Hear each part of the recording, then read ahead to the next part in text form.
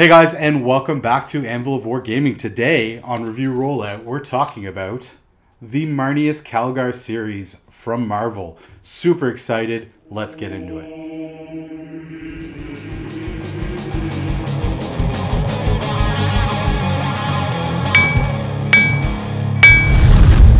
Anvil of War! Review Rollout!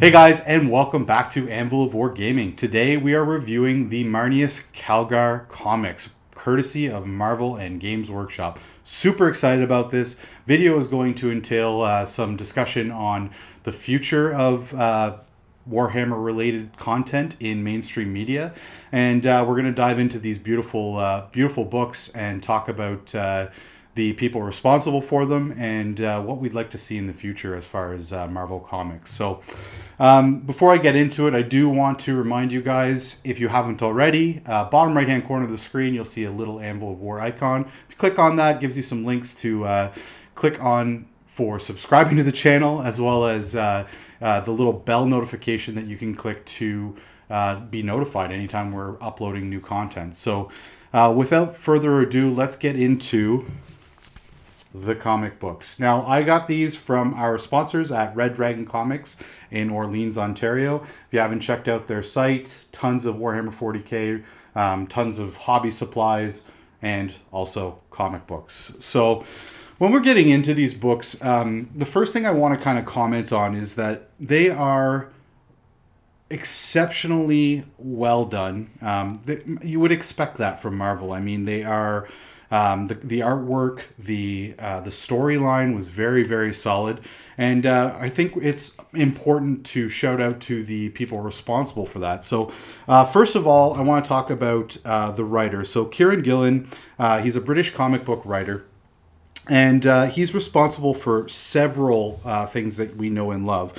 He's worked on the Warhammer Monthly, Warhammer Crown of Destruction series, Total War Warhammer he was part of, and he's just overall a huge Warhammer fan. He's been involved in the hobby. He's an avid hobbyist himself, and yeah, it's really great to see somebody with passion for the hobby behind this project, because I mean, only somebody with that passion is going to be able to bring the proper justice to the grim dark universe of Warhammer 40,000. Speaking of the grim dark universe of Warhammer 40,000, so this was penciled by Jason Burrows. Now there might be some changes throughout the series. That's very common, but so far Jason Burrows has been extremely involved in the project. He's an American comic book artist. He did the King Zombie series for Caliber Press. He's also been involved in the Moon Knight series in 2017 and the Punisher Soviet miniseries as well. So he's had some time in with this, but he also does such a beautiful job, as I said before, the grim dark universe of Warhammer 40,000. I didn't know what to expect when I started opening these comic books up. I didn't know if we were going to see it be a little bit, we'll say, pulled back from the gruesome reality of the Warhammer 40,000 universe. I didn't know if we were going to see the blood, the guts, the gore, the extreme violence, and all of that sort of tied into these comics. Maybe they would pull back a little. I was wrong. They went fully into the gruesome horror that is our universe that we know and love. So I have to say I'm really impressed by that. I wanted to see that, and I wanted to see the scariness of being a human or being a space marine in this universe where everything's just out to kill you and everything wants to destroy humanity, including other humans. And these series really follow the strife between Chaos and the Marines. It also is really interesting because it gives us a glimpse into the existing and unknown lore behind Marneus Calgar. it gives us a little insight into the sort of process and the selection process and the associated trials for the Ultramarines. It also touches a little bit on class structure, so there's a little bit of some wealthy versus unwealthy perspective that we get, that we don't get all throughout Warhammer 40,000. Sometimes we get lost in the battles and the wars being fought between these different factions, and we lose sight of sort of the universe as a whole, and the humans and how they live their daily lives. And I find that this kind of gives you a real idea of the crazy different worlds and the different class structures as stated. And there's also a little bit of a dark edge to these comics, and it's sort of unspoken, but the Space Marines, when we see Marneus at a young age getting into becoming Space Marine, being selected and going into the trials for it, he's a child, and that kind of insinuates that Space Marines are sort of child soldiers. They're being brought up and plucked at a very young age, which is sort of a dark thing to think about when we're looking at Warhammer 40,000 in the universe. I'm not going to delve too far down that rabbit hole. I'm going to leave it as it is. But if you guys have any comments in regards to that, if you guys think that that's just kind of something that has never really been touched on or never really hit home with you, make sure you comment in the video below. Yeah, moving on from there, I mean, the artwork is beautiful, as mentioned. You can really see the storyline starting to develop, where they do a little bit of timeline shifting. So you see Marneus as an adult, as the man he is today, as the Space Marine he is today, and then you see his upbringing. You see his journey into becoming a Warhammer legend, and you see right away at an early age that he has some pretty impressive leadership. So leadership capabilities, and he has this he's a natural born leader, and you can really start to understand that some of these Space Marines were really meant to be Space Marines at such a young age, and he was obviously no exception to that. So moving on from there, as far as the cover art's concerned, there are two different covers for each issue. So there's going to be alternate cover art, as is common practice for Marvel to do.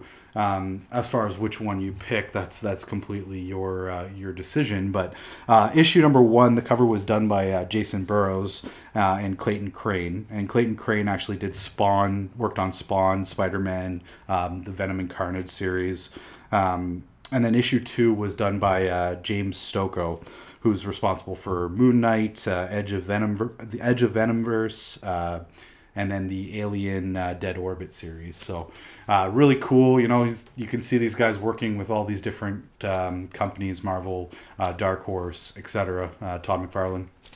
And it's really cool to see that. So yeah, I'm really interested to know what you guys think of these comics. If you've read them before, if you're planning on reading them now, yeah, check them out. Let me know what you think. Let me know what characters you guys want to see coming out of the Warhammer 40,000 universe. When it comes to Marvel, like, who do we want to see next? Do we want to see them continue with Space Marine characters? I'll be honest, I was not a huge fan of Ultramarines. They've always been that poster child of Warhammer 40,000, so you kind of expect them to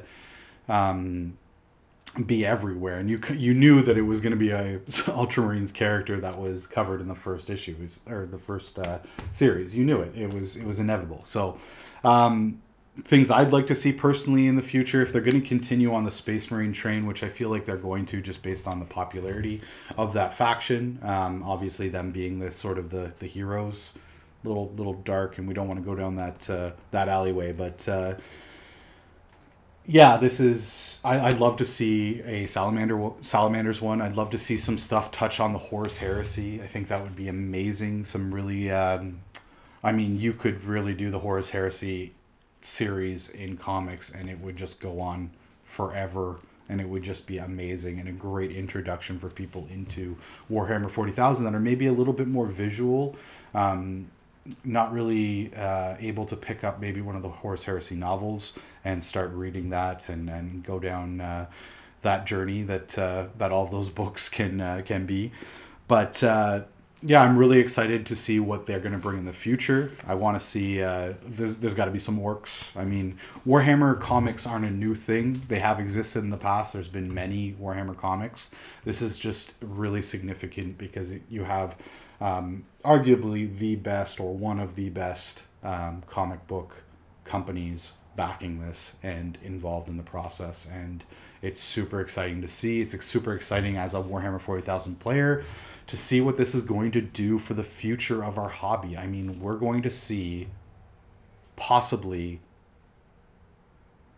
endless amounts of media come out of this. We know that there's shows in the works. We know that there's these animated series that are coming out. Live action is in the works. I mean, it's a really exciting time to be a Warhammer 40,000 fan. We have the toys that came out recently from with McFarlane Toys, and those are beautiful. And yeah, it's such a great time to get into Warhammer 40,000 and to get into the hobby. It's also such a great time to be in the hobby and enjoying all of this stuff. We're going to see so much more come.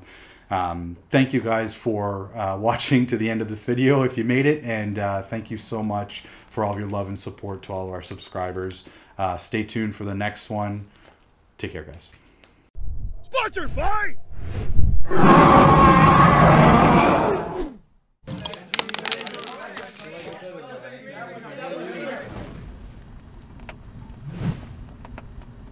Praise be to the Omnissiah, and praise be to hitting that subscribe button. Thanks, guys. Comic books. Marvel Comics. Marnie's Kelgar.